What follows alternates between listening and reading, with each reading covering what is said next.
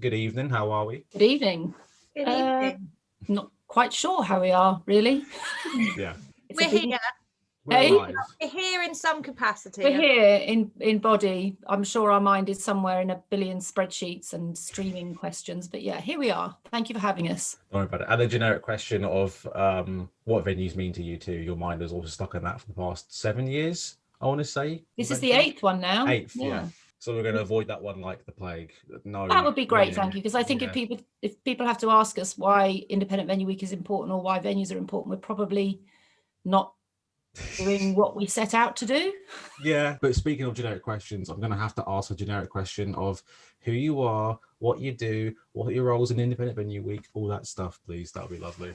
You go, Colin. Hi, I am Chloe or Colin professionally. Nice. And I run Independent Venue Week in the UK, so I oversee the day-to-day running of everything. She's God, basically, when it comes to Independent Venue Week. Are you Jesus? I'm Sybil. Hey? Are you Jesus in a sense? No, I'm not even that high up. I'm Sybil Bell. I'm the founder. I'm probably one of the sheep in the crib in the, when the baby Jesus was born. So Chloe runs everything in the UK. I'm the founder. I'm across everything broadly, but my main focus when things get really intense, which is where they're at now, is to liaise across the BBC, especially Six Music, who've been amazing broadcast partners. I look after the ambassadors. I look after all the partners. I look after the international side of things. Is that it, Chloe? I think you haven't really got a lot on, actually. No. It varies. It's a documentary. Oh, and the documentary. Yeah, of course, the documentary. Yeah, it's a bit like Total Football. Wherever we are in the office, whatever needs doing, then whoever's around can do it. Just does it broadly. Wait, is there a documentary happening too? Then is this a thing? Yes, like a short form or? Yeah, no, it's a feature-length documentary. We started filming back in 2016. We filmed over 2 years, and we were due to share that with the world this year, and of course, that didn't happen. And there were some other complications around the documentary. We've now managed to get the title back and see all the raw footage for the first time. So we're just re-editing it, and we're going to be putting it out during Independent Venue Week, which is, I think, when this is going out as well. So it is sweet. I mean, has there been added scenes because of this past year? Were you planning to have it finished by last year, but then obviously it turned into something else? Or? Well, we did have it finished last year, and but there were complications around the partnership, and we eventually managed to get the title back. We hadn't actually ever seen any of the raw footage. We hadn't been given access to the title. This is something we were working on 50-50. We took the kind of action that meant that eventually we were able to take full ownership. And with something like that, when you've been filming over 2 years, you need to see the raw footage, because that's when you realise that a lot was left out that should have gone in. That's really important. So there's been a lot of work going through it, working out what to take out and working out what to replace it with. And I think we're almost there now. And I think what's been really exciting about this documentary, especially this year, is just remembering how special it is to go to gigs and what it's like to be in a packed room. Because although we all talk about it, when you see that and you remember being on the road filming and going to those places, I've seen so many bits of footage of me going in and hugging people. I mean, that's just doesn't happen now, does it? Scare you, because watching TV and stuff where you're like, oh my, like shots of a really crowded street in London, New York, and you're like, oh my God, what are you guys doing? It's that you become so conditioned. It's been nearly a year now that I think for me, I can't wait to see the finished edit. And it would just be like, oh, I remember being there, but I remember being this close to the person in front of me, because it's such a packed gig. And as you say, meeting the venue owners and artists and things and giving them big hugs. And so, I wonder how it feels now watching it and being like, oh God, I can't believe I used to hug someone. I think it's really interesting, because a lot of the hugs haven't gone in, because it's not just about hugging. We could do a hugging documentary. That might be quite nice. I'll watch that. Yeah. But very early on in the documentary, I go to Moles in Bath, and it's a night. It was the first night of that year's tour, and Big Jeff is DJing, and I come into the venue. But actually, you see Big Jeff, and then I suddenly appear, and we just, of course, we automatically go up and have a hug, and especially because it's Big Jeff. It's just I probably shouldn't say, but I've replayed about 5 or 6 times, because it's like, oh, that moment was just, we took it for granted. And I think aside from the hugging, seeing that footage, seeing people in venues, watching the bands play, interviewing them after, and just hearing from the whole community on and off stage about the venues and their role in their local community and how long they've been going, and some brilliant stories.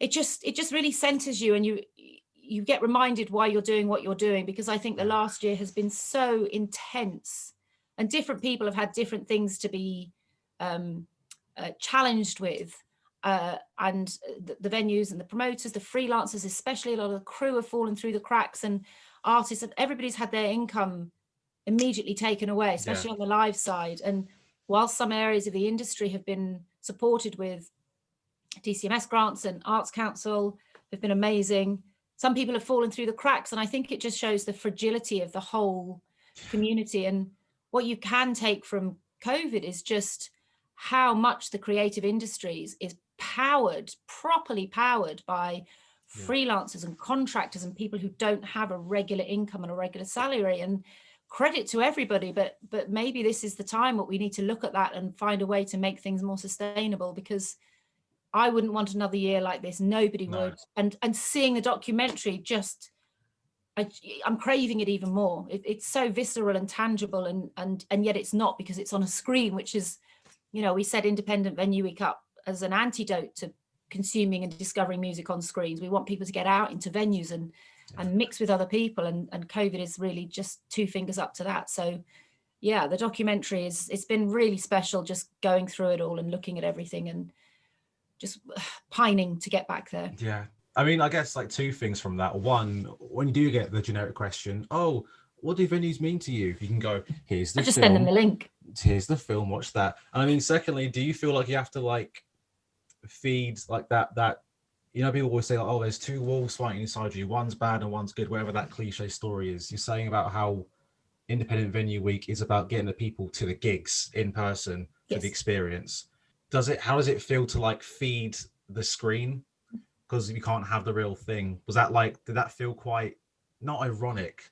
Because obviously you have to right now for safety. Honestly, it's a bit Independent Venue Week is all about community and culture and arts, and what it does to your heart and soul, and getting either getting dressed up or going straight out from work and meeting some friends and having that exchange and talking about the bands or chatting about your day and walking into the door of of a venue. And it's so much more than just about the live music, what people are wearing, what they're talking about, the artwork on the walls, and what they've been listening to, and how much they know about the bands that are playing. And I think you can't replace that. You can't get that from these things. And actually, having spent, I don't know how long we've been organising this Independent Venue Week, a good year. And of course, we're on our 93rd edition of it now with all the new restrictions. It's just, it takes so much longer to do everything digitally. It costs more money. It takes longer to do. It's 10 times the work for a tenth of the output. It's the difference between television and theatre. Yeah. And that's where we're at. And I personally wouldn't rather be on the stage. That would be horrendous for everybody. But I'd rather we were doing something on a stage with people than watching something on a screen. Yeah, I mean, I'll disagree with that. I reckon you knock it out of the park, personally. If I'm being nice, I reckon you do all right. I know what it's like from both perspectives, as performer and audience member, and like there's been a hole in my soul for the past year now, and it hasn't been filmed in any way, shape, or form. Whether that be like from like I went to the Horn last December to see Wink, a local band. It was a distance gig, obviously. And it was great to see a band in the flesh in front of me. Oh my gosh, they're playing music that's from their hands to my ears. Amazing. But it wasn't the same. It's not, is it? And you're sat at a table and somebody brings you drinks and there's a part of that. Well, that that's part's just nice. Glorious. That part's beautiful. Yeah. But also, I mean, we went to the 100 Club, didn't we, Chloe? Yeah. We saw a band called Talk Show, and actually speaking afterwards, they're fantastic. But we saw them there a couple of times in the end, as it happens, and they said both times it's the most intense gig they've ever done. I can imagine. Because you're so close to them, but you're not a crowd of people. They can all see your individual faces because you're so spread out and so clustered around these tables. And they said afterwards, like, it was amazing to do, just to be performing. And like the first time I saw them, second song in, I cried, because I was like, oh my gosh, it's one of those things where absolutely I recognized I missed it, but didn't realize how much of a part of my life it was, until you're back in it and you're like, oh, surrounded by friends and down in the venue, and even like the smell, being back in the venue, and they've done a massive deep clean. And I was upset that it actually didn't smell the same, because they had, they'd polished the floors and repainted, and it's just it is that thing. And it's not, I mean, it was better than the alternative of perhaps being on a screen, but it wasn't the gig where you're all in and you're sweaty and you're being bashed around the whole time because people are moving past you and moving in front of you and stuff. There's you can't replace that. And I think the thing is, just going back to the documentary and how it evokes those feelings, I think it's been horrible to have not had the chance to go to gigs, but hopefully even those that didn't go to gigs that much are so missing it so much that this is the kick they need now, to, as soon as they're happening, to just be like, that is one thing I need in my life more, is I might have only gone once or twice a year, but my God, those twice, 2 times I haven't been able to go, I've missed it. So this year, as soon as it happens, I'm out and buying all the gig tickets, because you can't replace it. Oh no, like I've literally stashed all my tickets for this year, hoping by like the summer I at least get one gig out of it, just the one big one, hopefully. And I mean, you mentioned smell. I miss the smell, and not only the smell, the sticky floor of Brixton. There's something about the way that floor sticks which never gets old to me, and I need that on the soles of my feet. That they spray it before everyone comes in, don't you? Then they spray it with a very light. No, I'm joking. Oh. I was going to say that, but they could do, couldn't they? They could go through and spray the carpet. Yeah, but I'd be annoyed if they did, because I feel like that's forging the experience then of that sticky floor. Yeah. I wouldn't feel real. It feels like I'm walking on like blasphemy. There's actually a really lovely clip in the documentary where Philip Selway, who fronted the film, is interviewing Fatboy Slim. They're both sat on the stage at the Philadelphia, and it's the first time Philip had been back in 25 years, and Norman hadn't been back in all that time as well. And so for them going back, it was like it's that thing with music, wherever you are, whatever you're doing, you hear a track that it can instantly transport you somewhere. And it was a bit the same for both of them walking in. And if you've ever been to the Adelphi, I don't know if you have. I have not actually, no. Yeah, somewhere definitely to go. But when you go into the Adelphi, and they both walked in and they recognized it hadn't changed a bit, to the point that the wedges in front of the stage are on those old crates that the tall Lucas Lake bottles used to come in. I mean, nothing has changed there, thank goodness. And you could see them both just being, it's exactly the same. And I can't imagine what that does to your head, to go back somewhere like that where you've had a really amazing experience playing live. And actually Norman did say, there's a scent, you can smell it straight away. I think he wants to start a TV show called Smell My Venue, so maybe we'll do scratch and sniff tickets in the future, who knows. That would be perfect. That documentary is going to be a great symbol for how IVW has changed over the years. Not even without last year even happening, I feel like there's been a lot of growth in the company and what it means to so many people. I'd assume so, right? Yeah, I think coming up with the idea and actually announcing the whole concept in 2013 was a real moment, actually, because I was looking around at what was going on in the industry, and I really noticed, I've been a venue owner, I've been a band manager, I've started up a label, I've been a promoter, I've worked at a number of trade bodies in the industry. I just basically came into the industry very late and tried different things to work out what I enjoyed, and who would have me? Nobody. So I ended up doing my own thing. Nice. But you could see very clearly that lots of areas of the industry were championed and celebrated, and all you really ever got from the venue community was a competition. And I really object to venue competitions. It's just a load of it really is. Yeah. Who goes to the Mac Art Centre in Galashiels in Scotland that's also been to the Cavern in Exeter? Probably no one, apart from Charlie in the Independent Venue Week team. And I think when you pitch venues against each other, you're creating some kind of competition, and however you want to dress it up, whether you call it the spirit of something or It's not spirit. you're still saying somebody is better than everybody else, and it's bullshit, really, because our venues, our communities work closely together, and that's been proven even more during COVID, that people want to rally together. So I didn't really feel that, well, there was absolutely no chance it was going to be a competition.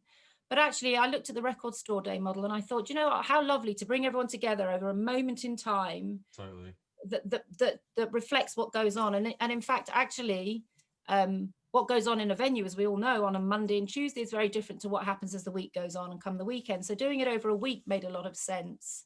And because it was just me at my dining table in the first year, I thought it would be better just to take it, steady and not overstretch myself. So I didn't do any messing up. So I elected to try and get one venue in each of the nations, and then a few across England, and give them, the chance to do one show just on one night, and let's just see what the reaction is. And of course, we managed to pull it together eventually. We didn't start till the Tuesday because I thought we might need a little extra day for publicity on the Monday. Got that wrong. And announced at the end of November 2013 to say we were doing this. And the press on it I couldn't keep up. It was ridiculous. Yeah. Everybody jumped on it. Music Week, NME, Q, everybody was talking about it. And in fact, somebody got in touch with me and said, oh, it's back again. I said, oh, that's quite interesting. Actually, it's never happened, but it feels like something that should have been there. Yeah. And of course, when we announced, we had 18 venues. We lost one the week before. So we actually did it with 17 venues. But when we announced, other venues got in touch and said, can we take part? And I said, it's just me. I'm just about coping with what I'm doing. Chloe always laughs at this because 17 venues doing one night would be a walk in the park right now compared to the 230 we had last year doing nearly 1,000 shows. Yeah. But at the time it meant everything, and making sure the way we were communicating with the venues, asking them what they would, what they were able to do, supporting them. So it became everything, staying up till 2 a.m, making sure everything was right, and managing to go on a bit of a tour. And I think what we've seen over the years is more venues coming on board. But what's been really special is the first couple of years, you had all the kind of default venues: Sheffield, the Lead Mill, Tunbridge Wells, the Forum, Southampton, the Joiners. You get all the kind of default places. Yeah. And as time goes on, some of those venues drop away. But actually what you get is coming on board new venues in places in the country you've never heard of. And you're getting them in villages, tiny little villages, small towns, large towns, cities. I mean, we've got round to parts of the country that I wasn't familiar with, and met some of the most incredible people doing brilliant things beyond just live music. And it's hands down been my favorite thing is just seeing what goes on around the country. And because it's arts and culture, and because it's music, and because people who care passionately about arts and culture, especially music, are generally not in it for the money. You've got people doing extraordinary things, against a backdrop of real challenges, and delivering something for artists, for people who want to work in the industry, and also for their communities. I mean, Chloe, you this is your, you were there from year 2, weren't you? So, and you've seen it grow in the same way. Oh gosh, yeah, like you say, just my favorite part of the week is going around. There's still venues that I met when I joined in year 2 that I've still not been to, and we're heading into year 8. And it's that thing of going to a venue finally and being like, oh my gosh, so lovely to meet you, the person behind the email address. And also just seeing these spaces, because they are all unique, they are all individual, and and the people that run them and the teams that are there are just so innovative, and just the most incredible characters that you'll ever meet. And the gigs that they put on are fantastic, but whereas during independent venue that almost becomes a little bit secondary. I think I'd would love to watch and do watch the music, but it's like, actually, can I just hear all of your stories, please? Can I, you've had this venue for 20, 30, 70 years, can you just sit down and just speak at me about your history? Because it's just it is just amazing. And again, it's these venues that are spread all over everywhere. We've got venues that have a capacity of 18, and we have venues that are capacity in the thousands, and what they do and with their local communities and how they engage with them is just brilliant. And it's enabled us to as we've grown throughout the years, look at what we can be doing with the venues, 4 gigs, straight up gigs during the week, to looking at what we can do for the rest of the year, what we can do to make the venues busier during the day, just anything and everything to make these venues or support these venues being those vital parts of their community, these community hubs that they are. It's cool. And the pets. Oh, yeah. Pets. Yeah. I've never seen a venue pet, I don't think. What? Not like a recognizable, oh, this is our venue The pet. dog at the windmill in Brixton. Roof dog No, at the mate. windmill in Brixton. The dog that used to be at the Adelphi in Hull. The Springer Spaniel, who I mean, the thing is, when you ring This is Jacko, amazing. when you ring Jacko, you really just want to set aside about an hour, because it's a bit like speaking to Jeff at the 100 Club, but you really want to set aside an hour because you know you're going to get a little gem in there. And I was speaking to Jacko a couple of weeks ago, and a Springer Spaniel is my favorite pet. It's my spirit animal. It's absolutely full of energy, very loyal, and daft as a brush. So I have a real affinity to spaniels. And he was telling me about the Springer Spaniel that used to be there. And in fact, again, Philip and Norman talk about it when they're doing their interview on the documentary. Sound like I'm plugging the documentary, but they talk about the dog. Plug it. I don't care. And Jacko said to me, and I said, did the dog used to just wander around in the gig? He said, oh yeah, just wander around, sit down. If it didn't feel it was getting any attention, it would go outside, walk down the street, bang on the door with its paw, be let in and hang out there. And then when the club started emptying out at the end of the night and people would be going down to the local nightclub, the dog would go with them. I was like, what? And go in? He's like, oh yeah, the dog would go in to the club. And then I'd get a call about 2 a.m. from the bouncers. They put the dog in a taxi and were sending it back to the Adelphi. I mean, please tell me this is true. Don't it's want all to true. It's absolutely all true. The one thing to say about the Adelphi as well, I mean, every venue is unique, but it's a converted house on a residential street. Yeah, I know about this. It was bombed in the Second World War, wasn't it, Sib? The house next door. Yeah, so that's the car park. So when Sib says the dog would go out and knock on doors, it literally was knocking on the doors of people's homes. I mean, I guess, I don't know how you knock on the door. Well, you just like with your paw, you do that, don't you? Yeah. If you want to get to grips. And the Adelphi, you've got a book called One Man and His Bog, because if you play the Adelphi, it's obligatory to have your picture taken in the men's toilet. Gorgeous. Buy the book. It's amazing. But what I would say is, especially this year with Independent Venue Week, a lot of people just tend to go to gigs in their local area, which is understandable. This year, because it's digital, one of the very few upsides, is that people have got a chance to explore further afield. So where you've seen gig posters, say you live in the Southampton and you're at the Joiners, but you see the gig posters with all those other venue names on. Take a chance to go and visit one of those venues digitally this year. Go and look at their website, find out about them, look at the gallery, just get a little bit under their skin. We're putting a list up on the website of all the activity that's going on, and travel virtually. And I tell you what, when you can get back out on the road, get together with some mates, take a long weekend and go and do it in person, because you will absolutely love it. Totally. I mean, 2 things. One, I'm asking Luke to get a pet for the horn. That's golden. I want a little dashing about in the pit. That's what I want to see. Secondly, I can definitely vouch for traveling out. I remember a couple of years ago, I went to visit my friend in Bournemouth, and he showed me places like the Anvil and like the Buffalo Bar. And I know Joiners for him because obviously Southampton's right next door. Sometimes he plays there, so I can vouch for Joiners. Is Anvil part of Venue Week then? It used to be. So I'm from Bournemouth. Nice. Yeah. So no, there's 60 million postcards as well. Those places, old Heartbreakers. Yeah. Yeah. So Anvil did take part last year. I'm not sure whether they're signed up this year, but we've worked with them before, and actually Tor, who she's one of the main promoters in Bournemouth, she's one of our reps as well. We have a network of regional reps, of which Luke is one as well, that kind of on the ground people that really know their area very well and help us to be working with as many venues, artists, promoters, music organisations as possible. So Bournemouth's a great place. Yeah, it's like there's just that one street where it's just like 4 venues, like obviously it's just great. Then there's all the bars you want. That was a great summer. I miss those days so much.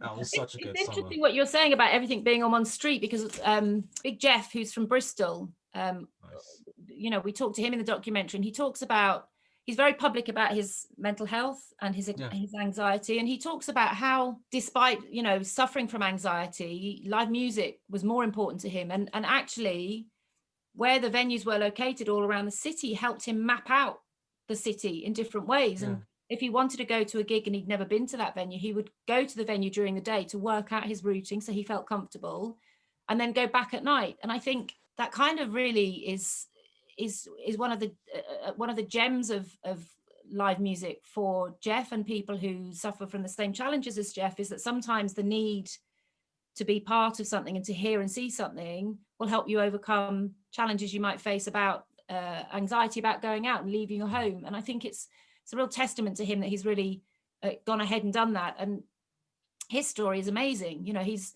also attends art classes, and he went to an art class and ended up going straight to a gig afterwards. Jeff's been to a gig every night for the last sort of 12, 14 years. And he took his art stuff with him, and actually he was like, oh, I'm here, I might just paint as they're playing. And now he does that every gig he goes to. He's actually got an art exhibition that was due to be launched in January, which has been postponed, but he's starting a new Twitter or Instagram. I'm not very good on the internet stuff, but he's starting a new profile page of all of his art. His Instagram page is full of it now, but he's synesthesic, so he sees sounds, and his artwork is absolutely incredible. And this is somebody else who's just a regular gig goer, if you want, who's getting so much out of venues, the Bristol community, the live music scene. It's just brilliant. That goes back to what you said about the whole needless competition thing. There's no point. Like, we're all here for the same thing. Like, I think even though things like genre and subculture and like a certain dance or a sound is so good, at the end of the day, it's all the same thing. It's just that collective being and having that second home, like a home away from home. That's what it feels like we're all missing. Just like a safe I think spot. so, and I think that's what this year's shown. Actually, when you strip all of that away, I mean, what are we left with? It's really tough. It's really tough. Yeah. It's a stage with a name. That's what we have. I mean, we're lucky to have plenty of them, but like any of them will do after this. I think any of them will do, absolutely. And it'll be a beautiful and a humbling experience, to be sure. And I can't wait. Yeah. So I'm getting sad now. Like it'll be come back soon. It will. It will. I know. It's just like, it does feel eternal, but like, again, that'll just make the first moment back all the more like biblical, because it's going to be such an interesting scene. You think about all the art that's been made by current bands, also new bands haven't played yet. Like, it's because we don't know when this is going to end. If we had an end point, I mean, none of us imagine when we were doing Independent Venue Week last year and there was talk of this pandemic, in the Far East, we were like, okay. Come March, when we were all shut down, we had no idea. And do I want to disappear down that political rabbit hole? We shouldn't be here now, is what I'm saying. We shouldn't be in these conditions. It's just to have some kind of end point would feel at least that we could work towards something. Shows last spring were rebooked for last autumn, then they were booked for spring, and now that people are just not even doing that. So much work has gone into the last 8 months figuring out how to deal with everything, and it's come to nothing in terms of output. And I think that's why people are frustrated and exhausted, because they've worked furiously and not been able to do anything. It is, and I think it'll be ignorant to not acknowledge that part of that, because we have to. It's all about the balance of, like, it's so cringy to say, the darkness and the light here, in a sense where it's like, I can't be so wholly positive, like, we're gonna have a gig one day, because then I get ignorant. Yeah, I think we've very much found that we've got since lockdown started, of the venues that we work with, we've got venues at one end of the scale that have just shut their doors. Their staff are on furlough.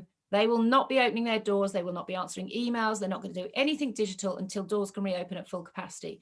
The other end of the spectrum, we've got those venues that are right, what are we going to do? Let's fill the gap with something. Let's think about what we can do. And then we've got everybody in between. So, I mean, you can't blame the people who are on that other side. No. And we fully appreciate where everybody's at. But what I was going to say is that, across the year, we were trying to be sensitive to everybody. So we were offering opportunities to speak, discuss, share, and when it's come to planning Independent Venue Week, all the messaging that we're putting out, and for those people that we are working with, we want to deliver something on their behalf, but for the whole community, but also be sensitive to those people that don't feel able or aren't able to take part. It's still, we're still there for them, and the country's still there for them in terms of those people that want to enjoy culture and will be back. But it's just, like you say, you have to get that very fine balance between making sure that you acknowledge and recognize what's gone on, but also try and look to the future and plant some seeds of hope and optimism where you can.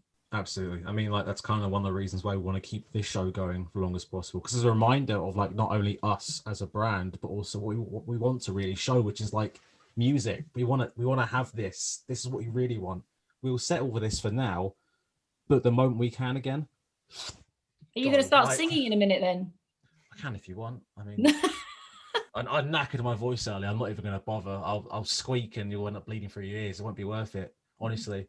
You can pay to see that maybe later on. Okay. Later in the year, if it's all safe. But yeah, thank you. I appreciate that. My voice appreciates that too. But I guess that kind of segues into my last question. And it is a semi-generic one. Regardless of where someone is personally on the spectrum or where a venue is and the staff is on the spectrum, how can we ensure that safety and just support, whether it's financial or moral in any sense? And this is like talking like locally, you mentioned internationally too, that'd be great to talk about. Anything like that, how can we, as just lovers of culture and music and fans of these buildings that hold so much history, how can we push forward and give them what they need at this current time and beyond? Chloe, do you what? I've done a lot of talking. I'm mindful. Yeah. I mean, I think fundamentally make sure that you are following your local venue on, across social media, or check in on their websites, buy tickets for future shows, keep tickets for any shows that have been rescheduled. Yeah. And check in with what they've got going on. As Sybil was saying earlier, so many of our venues are really being innovative. They are putting out some really great content that they've worked really hard to put together. So, for your viewing pleasure, if they've got a donate button, donate if you can. If they've got links to merch, do that. It's just all about supporting them as and where you can now, and unfortunately I guess at the moment that is mostly online, but as soon as they start rolling out, and I've seen, I follow a lot of venues on social media, and I've seen these announcements for live shows, and buy tickets, buy a mug, buy a t-shirt, have it all. Do they still do the virtual pints? Are those still a thing people can do? I'm not sure. I think that's kind of stopped. I think that was one of the innovative fun things to do. I think no fun anymore. Well, I think also that it's about sustainability and because the last few months have been in and out of different lockdowns and tiers, and I mean, what a t-shirt's a t-shirt, whatever's going on, right? And a mug's a mug. So it's just that there's that's easier, and sometimes it's perhaps just quite nice to jump on social media and tag a few venues and check in with them publicly, ask how they're getting on. It doesn't hurt, does it? It's nice just to, I was going to say reach out, but that's nice to get in touch with people. We're not American, thank you. Speaking of America, it's very true. Segue. We've been running in America now for 3 years. Nice. This year, our partners Marauder over there that deliver Independent Venue Week had to go digital, because normally Independent Venue Week in America happens in July. It's the week after Independence Day. Right. But obviously they had to postpone. They were so busy across the summer. They held a town hall as part of Independent Venue Week, and it was from that NEVA was born, which has been extraordinarily successful in championing and bringing together the independent venue community. So they moved their Independent Venue Week to November, I think, wasn't it, Chloe? October, November? Maybe. And we've been speaking to them a lot before, during, and after that, and they just said it's a huge amount more effort for much less output, which is what we've been saying all summer. The amount of work that goes into it, but to have that presence, to keep supporting, to keep reminding people has been really important, and we're really looking forward to when it returns next year, hopefully back in July, and maybe in person, even if it is socially distanced, to return. And we're speaking to people in other territories all the time to see what we can do. And the idea is to run Independent Venue Week at different times of year in different territories, so that we can start to do a cultural exchange of artists and bring people together from different territories. We were going to start launching a venue twinning scheme this year, but of course that's gone on hold with the rest of the world. So we've got some really exciting ideas and plans for bringing the world a little bit closer together. I think everyone needs a bit of that in many a context, but especially as a reminder, we're still here, we're still doing things, we're just waiting to pounce, and we cannot wait for that. So yeah, Yeah. this has been so, like, I always use the word humbling, and I tend to use it a lot at the end of episodes, but every time I do mean it, it's so humbling getting to have these conversations with people like you, because it's just, I learn more, and like I have a little bit enough, I would say, like the correct dosage of hope is restored in me for God knows how long, and it is, because it's just enriching. So yeah, thank you for your time. Is there anything else you want to chat about before I kick you off for the night? Is there anything else you want to dig into? Go to independentvenueweek.com, tickets, all the information, or not tickets, some tickets, Some but, tickets. live stream stuff. But yeah, go there. That's where everything that's going on during the week will be listed. Get involved, watch some things, go to venues, even if it's digitally that you've not been to. Tune into Six Music across the week, because they are supporting at a great level, and post stuff on social media, tag venues, tag artists, use hashtag IVW. Just get involved and have a really good week. Thank you very much for your time. Thank you Have a so good much. night. Take good care. Stay safe. You too.